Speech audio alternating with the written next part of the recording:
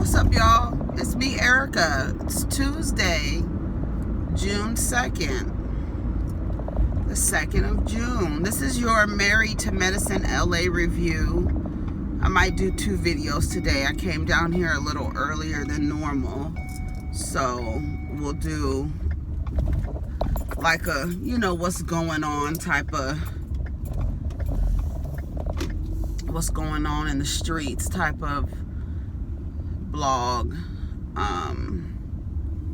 Let me come over here, child. These people.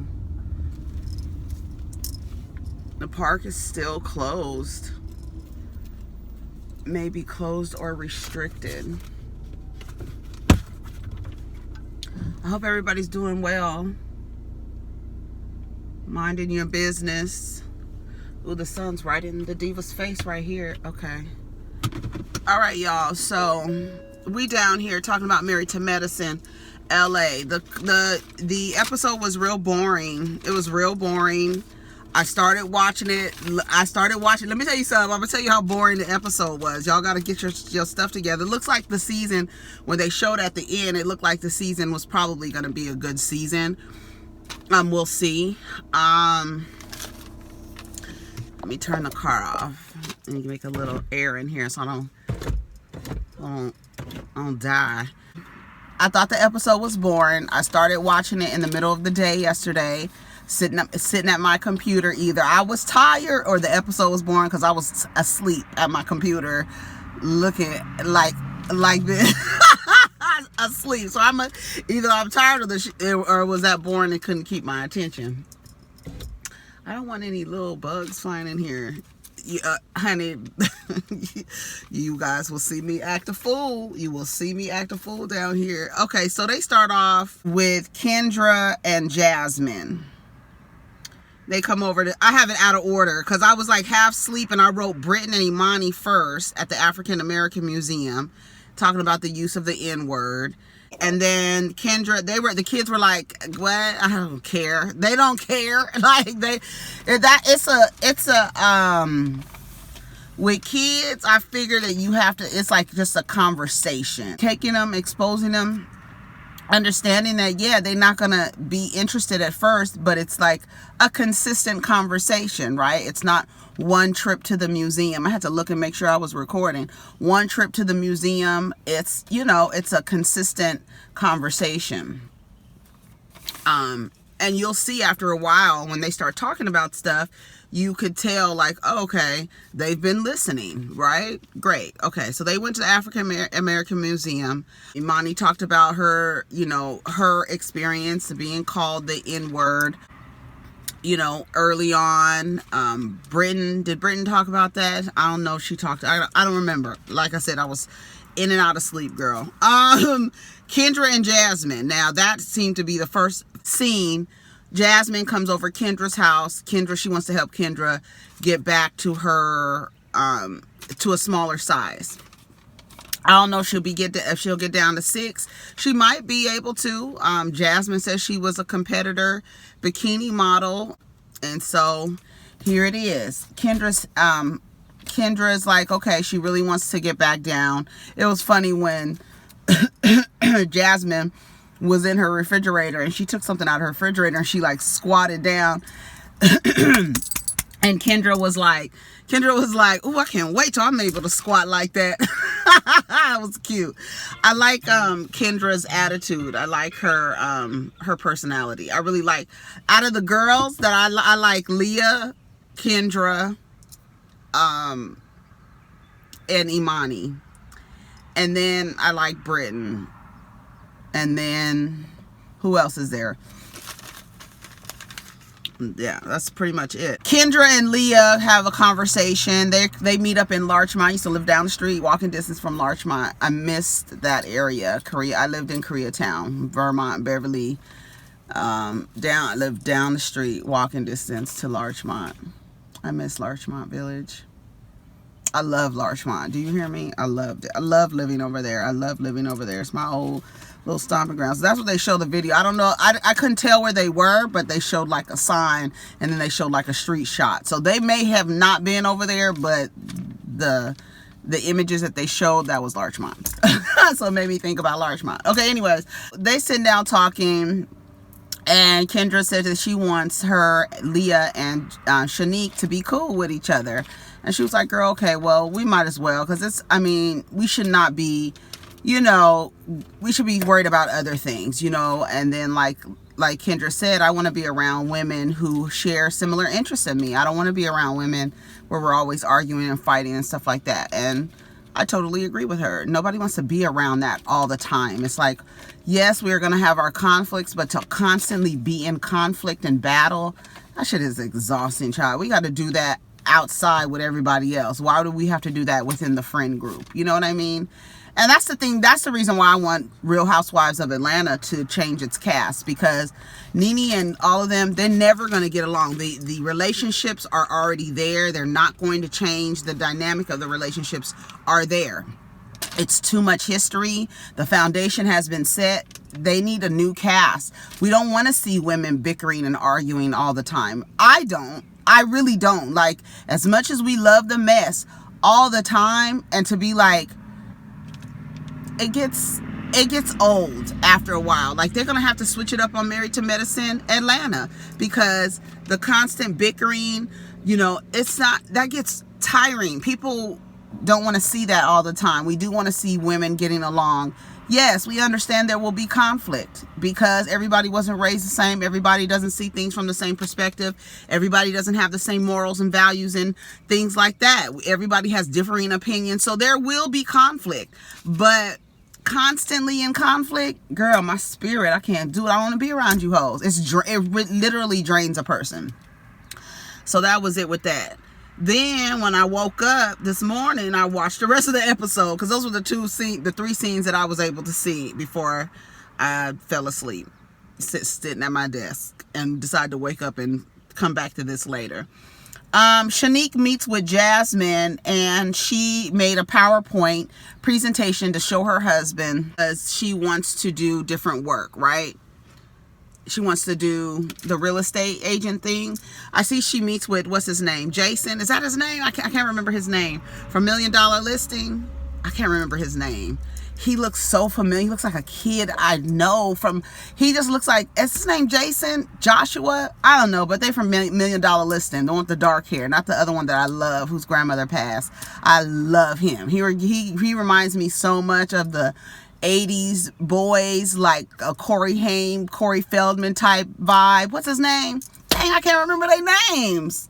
You know, the white boy, his grandmother lived, his Jewish grandmother lived in that apartment.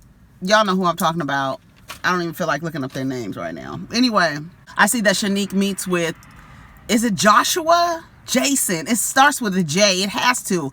But she meets with him, so I guess she is really, you know, serious about getting into this real estate thing. So she has to make a PowerPoint presentation for her husband, and to show that she's really interested.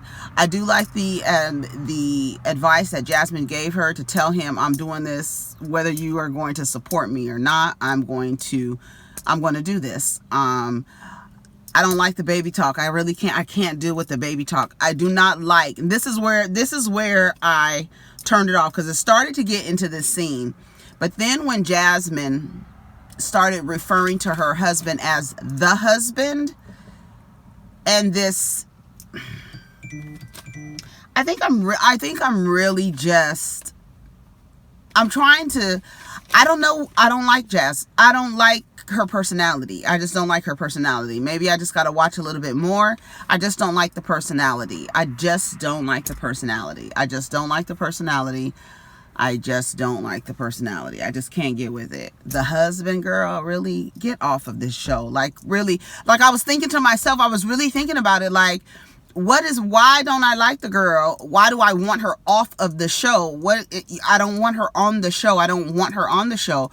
What type of pull or privilege, or what type of say-so do you have to where you're allowed to be on a television show where you're supposed to be married to a doctor? You don't call his name. You don't call your children. What the fuck, Princess Diana, bitch? Who the fuck are you, Pentagon? We don't care. What if your life is that much of a secret, bitch? Get the fuck off of the show. That's all. That's my thing. Because I'm gonna tell you one thing. Ask Teresa Giudice how it is to keep a secret. Ask Apollo Nida and Phaedra Parks how it is to keep a secret. Ask these people who get on these shows committing crimes and doing things they're not supposed to be doing and getting on these shows like nobody's going to find out. But somebody is going to find out who your husband is. And I'm sure there are people who are on the hunt and on the prowl and looking for him and looking for all these things. I don't know what he does. I don't know who he does it for. But you need to wait until you're married to somebody that you can refer to by their name on television. The husband, I was done. I think that's when I turned the thing off. Like, girl, you got to go. I'm over it. Imani sits with her mom. And they're talking about her Chinese Jamaican heritage. It very rare. What's his name's wife? Envy's wife is Chinese Jamaican. And there's a lot of Chinese Jamaican folks, and that's what it is. It's just a lot. Every now and then you come across somebody who's Chinese and Jamaican, and it sounds wild as hell, but it's a lot. Hello, Crow. Yes, you better be right here on my shoulder. Yes. That's what I'm saying. Like, I was like, okay. And then you look at her mom, and to me, I feel like the phenotype of black people and Asian people, they're not too far off. They're really not. Like, if you really want to keep it real, and we could get into the history and the travels and the passageways and stuff like that. We could get into all of that, but this is not it. But so they went back to their Chinese family, and they met with their family. It was cute. I like that they showed that. And they talked about, her mom and her father and stuff like that. And they talked about her going to Xavier. So Contessa, Britton, and Imani all went to Xavier, right? And so they're going to New Orleans to be grand marshals of some type of parade that's going on. I don't know what, homecoming. I don't know what's going on. Like I said, I'm in and out. I'm in and out, girl. She says her mom doesn't really care about the non-traditional relationship or marriage that she has with Phil. I thought it was funny when her mother was like, I'm not really into, like, you don't want to be around your husband all the time. Facts. But I like to have him in my house. That's what her mother said. Like Whoopi Goldberg says, I don't see why I have to have him in the house, though. I don't understand. And I'm with Imani, too. Like, what is that? But I think, let's just keep it real. I'm going to just keep it real. Because I feel like I identify with Imani in a lot of ways. I keep calling her Imani because I had a friend named Imani, but this is Imani. So I really identify when she was giving like little parts of herself, especially when she started talking about her toxic father. I was like, oh, and keeping secrets and being the mask for him while he was doing whatever the hell he wants to do. I tell you, let me get down to it. When she told her mom you could leave, I thought it was funny. What are these old sorry sprinklers? These sprinklers are so tired. Oh, they so tired. They came out straight like a fountain, like a faucet. They need to fix them. Anyway, so her mom is cute, right? So they get to Leah and Shenique. They meet up. They dressed alike. They got on yellow. They look beautiful. I love black people in yellow. I love it. There was some girl on Twitter saying that her friend didn't want her to be in her wedding because she was dark skinned, and they were going to wear yellow, and her friend didn't think her complexion would look good in yellow. Bitch, we look like sunflowers in yellow. You better act. What the hell? I was like, what kind of anti-black shit is that? Like, what? What? Let me tell you something. I don't think it's a color black people don't look good in. Okay? If you really want to talk about it, honey. If you really want to talk about it. I don't think it's a color we don't look good. But yellow, white, like, yes, like a yellow. Yes, that's beautiful. You look like sunflowers. When I saw that on Twitter, I was like, your friend is whack. Don't be in that lady's wedding. Anyway, so they show up, and Kendra takes too long to get there. So they just sit in there. They in their phones. It's a little awkward or whatever. Then they realize, they have daughters that they named their daughters the same name. And then Kendra shows up in that flight outfit that she had on, which I thought was funny. Very good sense of humor. I love it. I thought it was cute that she did that. They sat down, they're having drinks, and, they apologize to each other, drinking wine. They're, having their little charcuterie plate. But I thought it was cute that she came in her flight suit. When she got out, when I saw the legs step out, I said, oh, okay, the very good sense of humor. So Shenique gives Kendra a stone or crystal that opens up your throat chakra. So you might not want to give it to her, bitch. You may not want to give it to her because you might not want to open it up. You might want to have that shit closed. Come on. Oh, look. See? Did you see it? Oh, I was trying to show you the crow because he looked like he went this way. Anyway, so that was about it with that.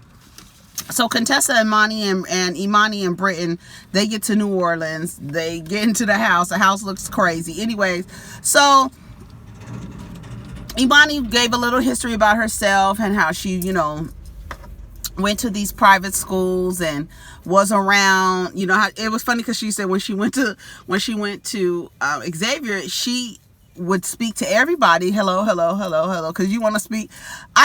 There was a time where I used to be like that. Like every black person I saw, I wanted to speak. We've been gone through so much in this country over centuries. We can't be around each other and not acknowledge each other's existence. And that comes from being in an area where there's not a lot of black people, right? So when I see a black person, I want to acknowledge you, right?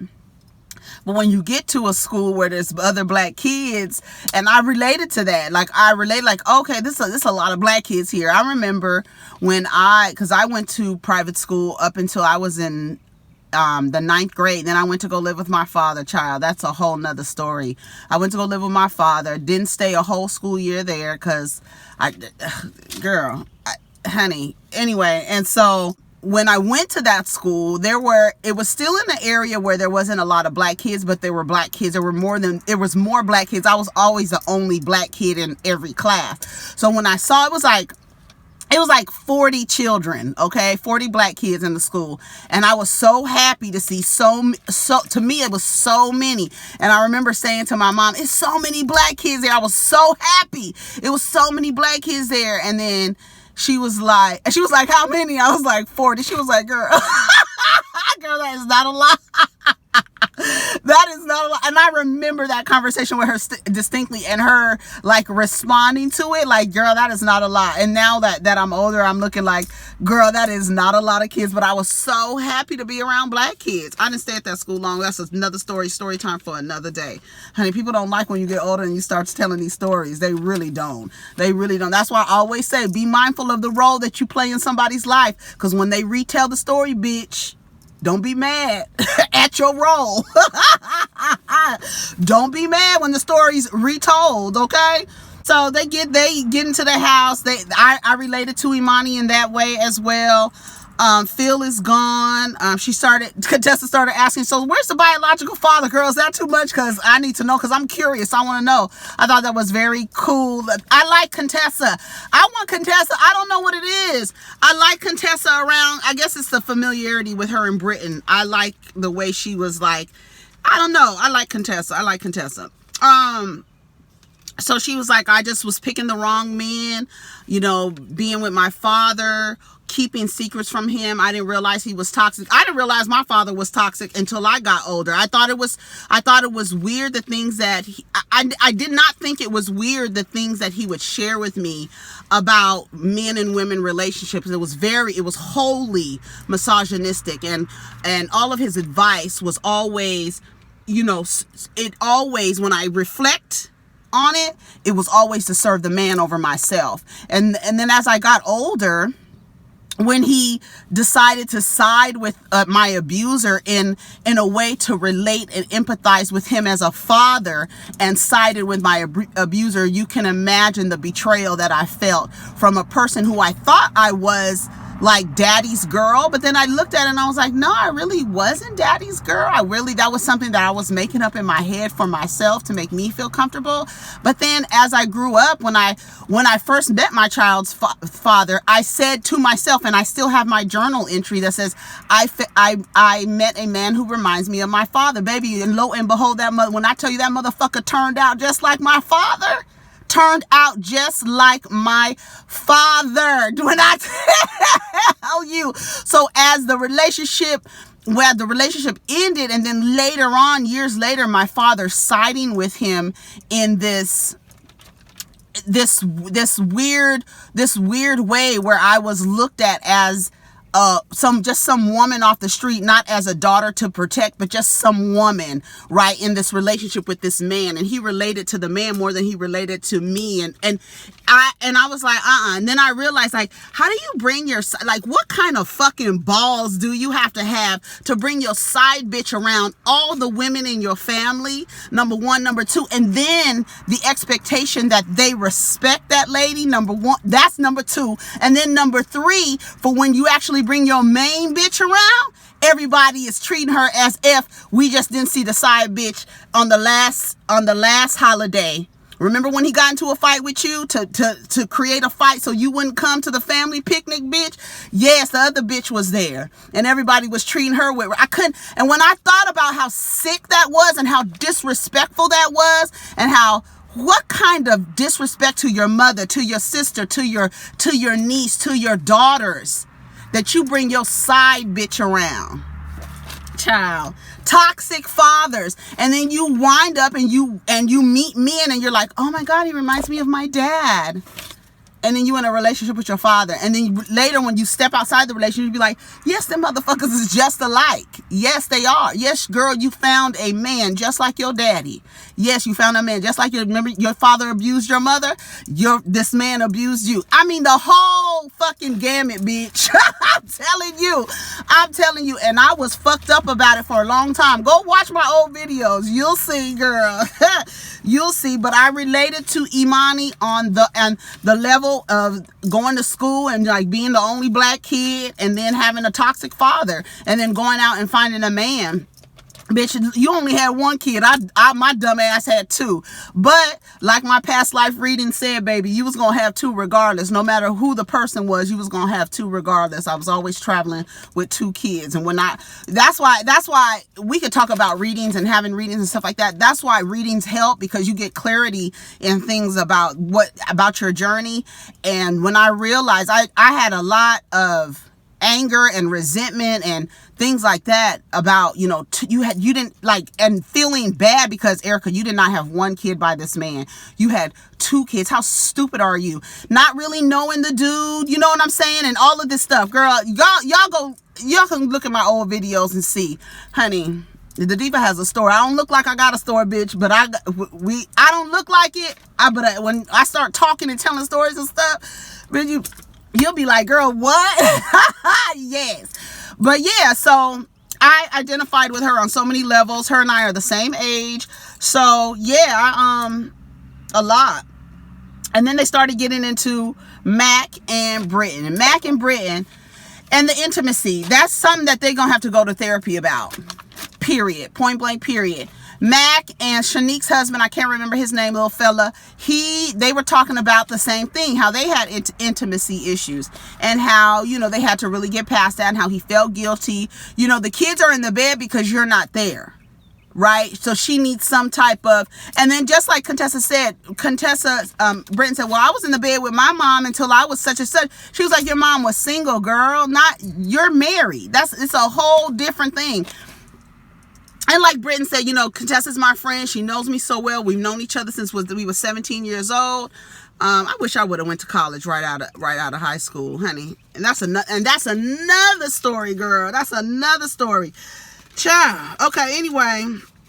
And so, intimacy and then sleeping in the room. Yeah, hugging and kissing. Max said he came from a family where they hugged and kissed, Honey, let me tell y'all something. One thing that you want in a partner is that they know or have a high, or not even a high, just a healthy emotional intelligence and a healthy relationship with intimacy, right? You wonder why people don't like to hug, and you partner with these people and they don't like to hug, they don't show affection, they don't show PDA, they don't do these things. You don't know what they went through in their life with their parents and with, growing up. You don't know none of that. So it's helpful to talk to people about, like, where in your family did you guys hug and kiss? Like, these are questions, because when you get into a relationship with somebody and now they not hugging and you're like, what the hell? Like, what happened? And then you find out, well, my parents didn't hug me, or my mother didn't hug me, or my mother was not, affectionate, or whatever. And then you wondering like, damn, now I'm in this relationship where my love language is affection, and I'm with somebody who they don't even understand the language. So you got to be careful with that. And Max said that's where he came from. And she was like, you need to get the intimacy from your husband. She was like, what if I get it from my son? Girl, Britton, I don't know, child. You get your shit together. Y'all need therapy. That's it. I don't have nothing. I am not professional. I cannot give Britton any advice on that. I don't have nothing to say about that. I don't even have an opinion on that. But my only opinion is that y'all need therapy. If you think you're getting your intimacy from your child that you would get from your husband, no, lady, or from your partner, whatever, no, that's not how it goes. All right, y'all, take care of each other. Let's get down in the comments. Protect your energy. I'll be back with we gonna just talk about something that's been on the news or whatever. Okay, all right, take care of each other. Peace.